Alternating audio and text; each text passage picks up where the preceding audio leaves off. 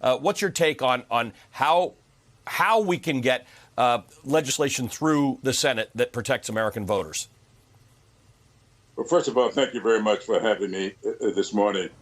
Look, I think that H.R. 1 is very, very clear. It's been sent to the Senate.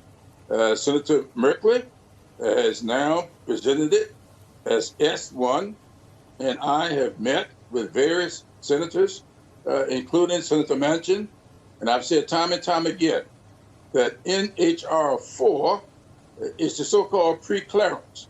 And since there are 47 states that have now proposed legislation that could suppress vote, we need to pass H.R. 1 with the pre-clearance that is in H.R. 4, let it apply to all 50 states, and move forward to an up or down vote.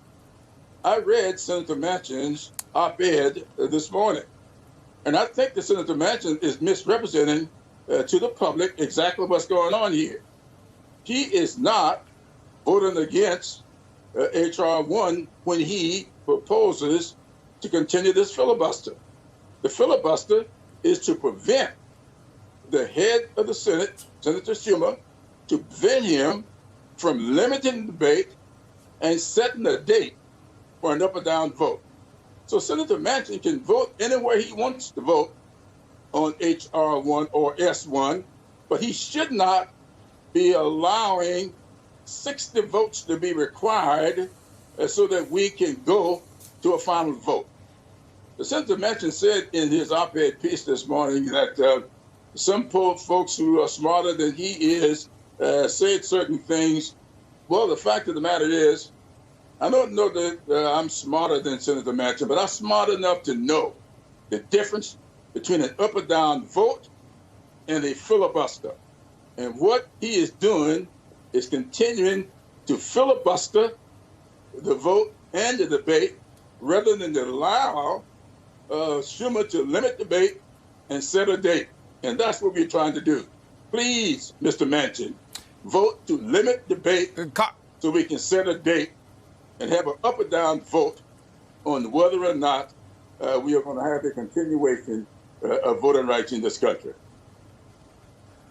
Congressman, I always enjoy having you here on a Sunday morning because I get a little history. You are an historian as well, and the issue about the filibuster has been the subject of historical debate in the last few months, particularly with Senator Manchin and Senator Sinema, about what it's for, what it was brought in for, and what it mostly did. And one can argue about these things, but ultimately this comes down to Senator Manchin saying that preserving the filibuster is preserving democracy. And the argument you're making right now is that preserving the filibuster is not preserving democracy at the moment.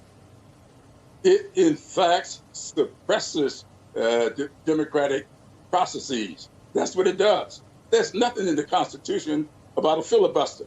The filibuster has not been around. I've heard people talk about what the filibuster was put in place for.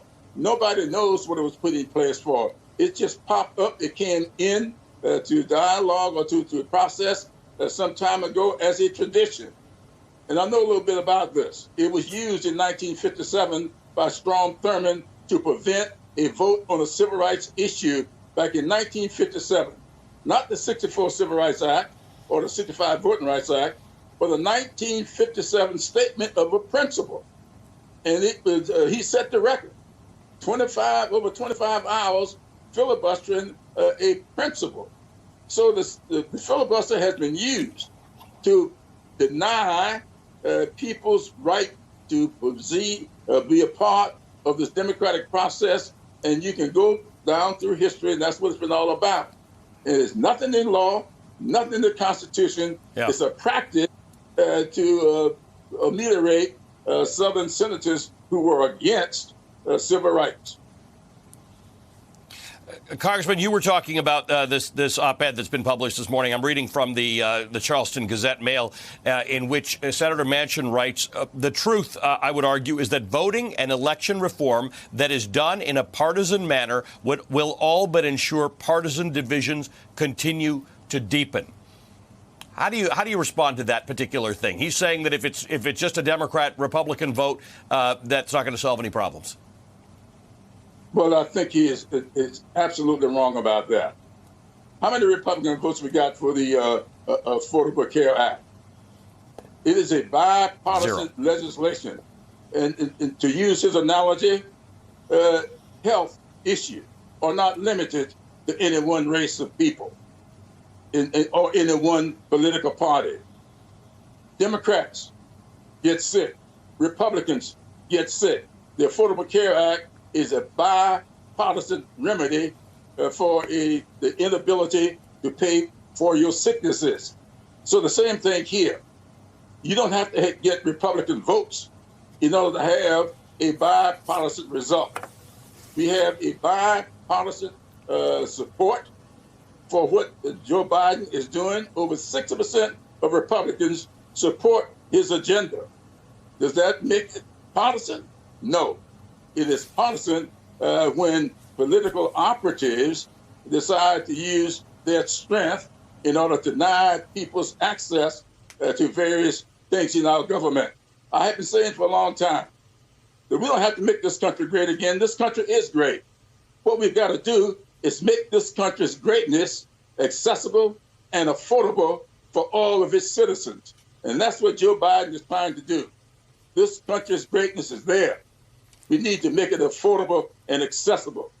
Voting rights need to be affordable and accessible. Housing, affordable and accessible. Whatever it is that we have in this country, let's do what is necessary so that all of its citizens can have access to it and be able to afford to get it. Representative Jim Clyburn of South Carolina, always good to have you on the show, sir. Jim Clyburn is the majority whip in the House of Representatives, and he's the chair of the House Select Committee on the coronavirus crisis.